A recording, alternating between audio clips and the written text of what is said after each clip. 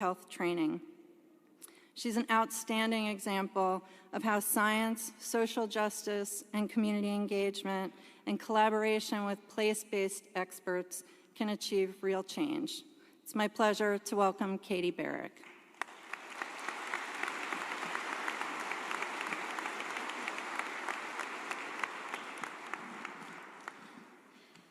Good morning and congratulations to the class of 2023. It is such an honor to be here today sharing in this momentous event with you.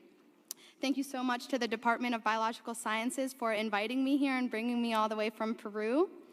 And I'd like to dedicate this keynote address to Dr. Mike Davis and Dr. Bob Patterson, two of my mentors from my time at NC State who have supported me from day one. Thank you. I'd also like to dedicate this speech to my dear friend Nilda in Honduras, who serves as a constant reminder of the resiliency and strength of women around the world born into poverty. Also, I want to go on record and say that I wrote this speech, not ChatGPT. My name is Katie Baric, and I'm the co-founder and executive director of Hands On Peru. I have to pinch myself a little bit because 9 years ago, in 2014, I was in your shoes as a recent graduate from NC State Biology. And while at the time I had dreamed about all of the adventure my life would bring, I never imagined I'd be in this gown on this stage here today speaking to you, and I'm grateful. I recently saw that the first woman to orbit the moon is an NC State graduate. Well,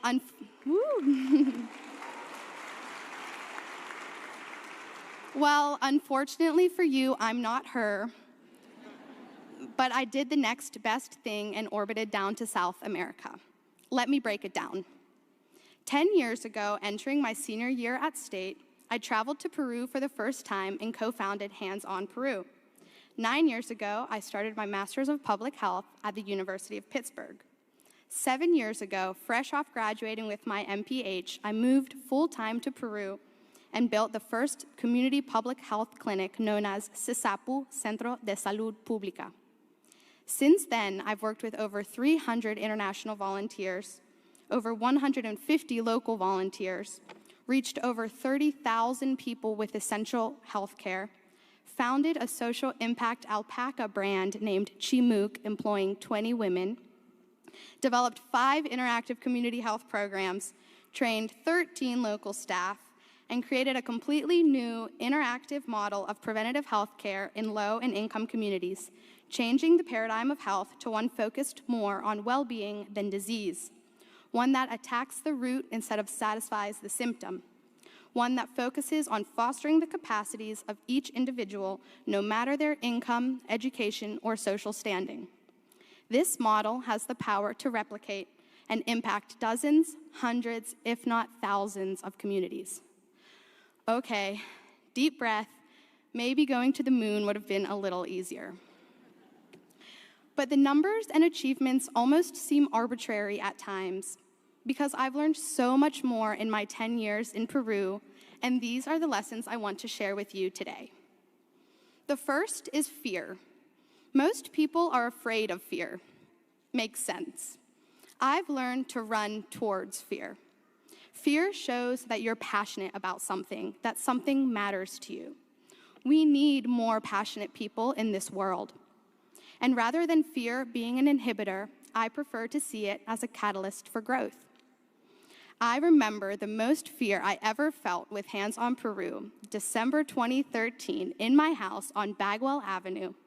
I was freaking out right before we were sending our first trip of 3 students to Peru. I thought, what am I doing? I'm sending real live humans to another continent. I experienced this fear again in 2016, right before I was about to ask friends and family for $50,000 to build the clinic. A shot of whiskey got me through that one. And honestly, I feel this fear right now, 10 years later, as our clinic is faced with expansion and new challenges. But I no longer fear the fear. In fact, I'm excited to see where it takes me. So recent graduates, I urge each one of you to notice your fear and let it fuel you instead of paralyze you. The feeling of satisfaction you get on the other side is so sweet. The second is balance. It's important to put intention into all aspects of your life, not just professional career. Family, community, art, music, sports, whatever it may be for you. I happened to build the clinic in Huanchaco, Peru, a world surfing reserve, and also the birthplace of surfing with evidence of the first surfboards of over 3,500 years ago. Awesome. So I learned how to surf. Surf has been the primary activity that has kept me sane, grounded and balanced me, immersed me in the community, and served as my #1 mental and physical health outlet. I've even been known to postpone some meetings when the swell is good. Now, the kids of our clinic take surf class. Can you imagine the craziness of taking over a dozen crazy kids out of their dusty streets and into the refreshing waters of the Pacific Ocean? My time in the sea is my time for me, and it keeps me recharged so I can put my best foot forward in work and life. Without balance in your life, you'll burn out or wipe out. Trust me. The third lesson is abundance. There is enough in this world to go around and then some. The more you give, the more you receive. It's basic laws of energy, and I know that you all have taken physics. I essentially dedicated my life to service without expecting anything in return, simply trusting. I poured my whole heart into a project for a community I didn't even know, 3,000 miles away with a different language and a different culture. And I was rewarded with an exponential amount of appreciation, friendship, and love. However, it was really hard sometimes, and many times I felt unseen, I felt unheard. But my passion drove me forwards, and here I am today being seen and heard by you. You don't have to move to Peru and build a health clinic in order to incorporate service into your life. Find a cause that aligns with you and support that cause. We all have a duty to create a better world. So give your time, give your treasure, give your talent, and give it in abundance without any concern of how it will come back to you, because basic physics has proven that it will. And last but not least, ditch the plan, or at least be okay when the plan shifts. Living in South America has taught me, quite harshly at times, that a plan is, in the words of Captain Jack Sparrow, more like guidelines. I've seen too many talented individuals get stuck in the planning phase or worry too much about what could go wrong. At some point, execution phase must commence, and nothing can prepare you for that journey, especially if it's one with great passion involved. And things probably will go wrong. When I graduated NC State, my plan was to be a physical therapist. Then it was to join the Peace Corps.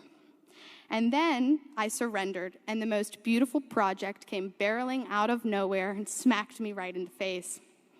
And again, when I started knitting with the local women with the help of YouTube tutorials, I didn't plan on it turning into an international brand that gives solid employment to 20 women, eradicating their poverty and transforming their lives. Now I'm faced with branding, fashion, and marketing. This was not in the human biology curriculum. The same could very well happen to you. You may find your calling in something that has little or nothing to do with your degree or original plan, and that's okay.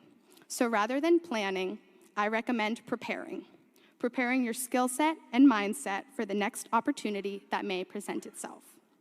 So, to sum up, fear is fuel, balance brings joy, an abundant mindset will always provide, and you can't always plan for an opportunity. And one last very important footnote, be grateful.